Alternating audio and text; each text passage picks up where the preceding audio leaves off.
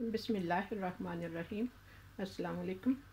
उम्मीद करती हूँ आप जहाँ कहीं भी होंगे खैरियत से होंगे। अल्लाह ताला सबको अपनी हिफ्ज़ ईमान में रखे, खुश आबाद रहें, हंसते खेलते रहें और हमें भी दुआओं में याद रखा करें। मैं सबसे पहले तो मैं सबकी बहुत शुक्रगुजार हूँ जो कि मेरे चैनल को बहुत सपोर्ट कर रहे हैं, वीडियोस मेरे देख रहे हैं, लाइक कर रहे हैं, शेयर कर रहे हैं, सब्सक्राइब किया हुआ है और नए सब्सक्राइबर भी आ रहे हैं। सबकी मैं बहुत बहुत शुक्रगुजार हूँ। अल्लाह ताला आपके वक़्त और हर काम में और सेहत में बरकत दे। आज मैं बनाऊंगी बनाना पैनकेक्स। उसमें हमें जो चीज़ें चाहिए, ये मैंने लिया है आधा कप चीनी। इसमें आधा कप चीनी में 1 कप हमें मैदा चाहिए। 1 कप फुल मैदा, चीनी, 4 बनाना,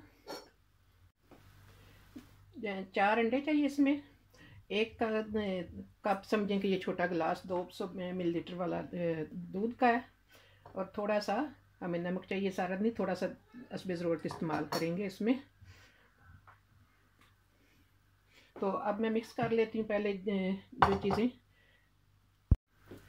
अब मैंने चारों के लेस में ये छिलका उतार के डाल लिए, तो साथ ही ये दूध डाल देंगे।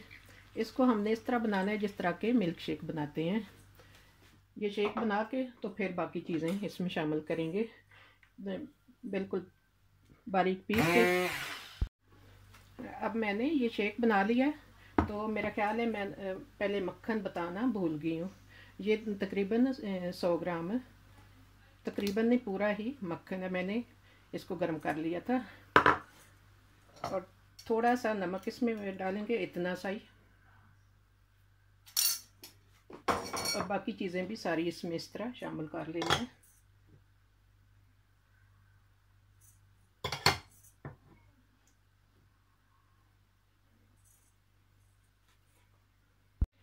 अब इन सारी चीज़ों को एक साथ मिक्स कर लेना है, फेंट लेना है। अल्हम्दुलिल्लाह हमारा ये टाइप तैयार हो गया। अब मैंने फ्राई पैन रखा है चूल्हे पे, तो इसको साथ साथ बना लेते हैं। बहुत जल्दी ये बन जाते हैं और बहुत एनर्जी वाले और टेस्टी भी हैं। आप भी ट्राई करें। अब मैंने पैनकेक्स बनाने शुरू किए हुए थे, काफ़ी सारे मैंने, आप देख सकते हैं, बना लिए हैं। मैंने कहा इसकी कुछ थोड़ी आपके साथ मैं शेयर करती हूँ पैनकेक्स बनाने का जो तरीका है। ऐसे ही फ्राई पैन को थोड़ा घुमा के तो आराम से, क्योंकि ये लिक्विड काफ़ी नरम है तो फैल जाता है आराम से। अब इसकी साइड बदल लेते हैं। इसका देखना होता है कि थोड़ा सा साइडों से जैसे कि ब्राउन नज़र आता है, पता चल जाता है कि नीचे वाली साइड तकरीबन पक गई है। तो फिर आराम से ऐसे इसको पलट लेना है। बिल्कुल परफेक्ट हो गया इस साइड से। तो साइड जब बदलनी है थोड़ा सा ऊपर से प्रेस करना है, फिर हर तरफ से एक तरह का बनेगा।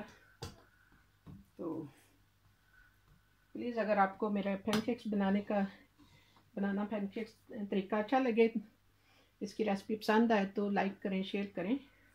जो कि फिर मेरी आइज़ाना रिक्वेस्ट है नए आने वाले हैं मेरे चैनल पे, जिन्होंने अगर नहीं किया हुआ सब्सक्राइब तो वो प्लीज़ सब्सक्राइब कर लें।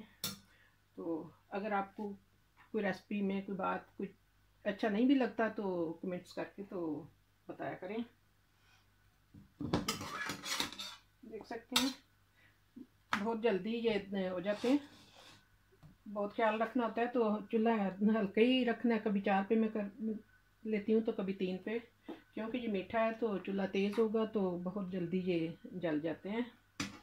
तो बहुत मज़े के, टेस्टी और नरम बनते हैं। तो मैं तो इस तरह करती हूँ, इसके तकरीबन 15 या 16 पीस बनेंगे ये ना पैनकेक्स। यानी कि हम तो कहते हैं मीठी रोटियाँ जो हम बनाते थे, तो ये ज़रा एनर्जी वाली रोटी बन जाती है।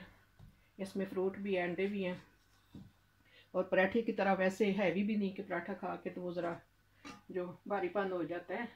और ये हल्का भी है। तो मैं बनाती हूँ, बना के थोड़ी इनकी बात निकल जाएगी तो मैं सारे 8 पार्ट में रख देती हूँ। फिर जब भी जिसने खाने हैं आराम से खाते रहें। और इनका ये है कि कुछ घंटों बाद भी बिल्कुल वही टेस्ट और नरम रहेंगे, सख्त नहीं होते। इस तरह 8 पार्ट में रख लें तो यह बन चुका है, मुकम्मल तैयार हो गया। तो इसी तरह پھر اس کو ایسے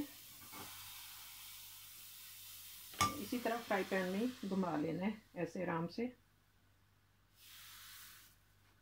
بالکل رول پرفیکٹ بن گیا ایسے۔ جیسا کہ میں نے آپ نے دیکھا کہ جب بنا رہی ہوں نیچے تو بٹر وغیرہ نہیں ڈالا، اس میں یہ ہے کہ فرائی پین توا جو بھی ہم نے لینا ہے جیسے نان اسٹک جس طرح جس میں کہ چمٹتا نہیں، پھر بٹر وغیرہ نہ بھی لگائیں تو چمٹتا نہیں۔ اگر فرض کریں چمٹتا ہے فرائی پین میں، پھر ہلکا سا بٹر یا آئل جو بھی آپ کو پسند ہے لگا لیں۔ تو میں اتنی استعمال کرتی پکانے میں کوئی بٹر وغیرہ، کیونکہ زیادہ فیٹ ہو جاتا ہے ہاتھوں پہ چمٹتے بٹر وغیرہ، تو اس کے اندر جو استعمال کر لیتے ہیں اس سے ذرا ٹیسٹی بھی ہو جاتا ہے، نرم بھی رہتا ہے۔ تو پلیز اگر آپ کو میری ریسپی پسند آئے تو لائک شیئر ضرور کیجیے گا۔ اسی کے ساتھ میں اجازت چاہتی ہوں۔ اللہ تعالیٰ ہم سب کے لیے آسانیاں پیدا کرے، جو بھی کسی مشکلات میں، سب کی اللہ تعالیٰ مشکلات آسان کرے۔ اللہ حافظ۔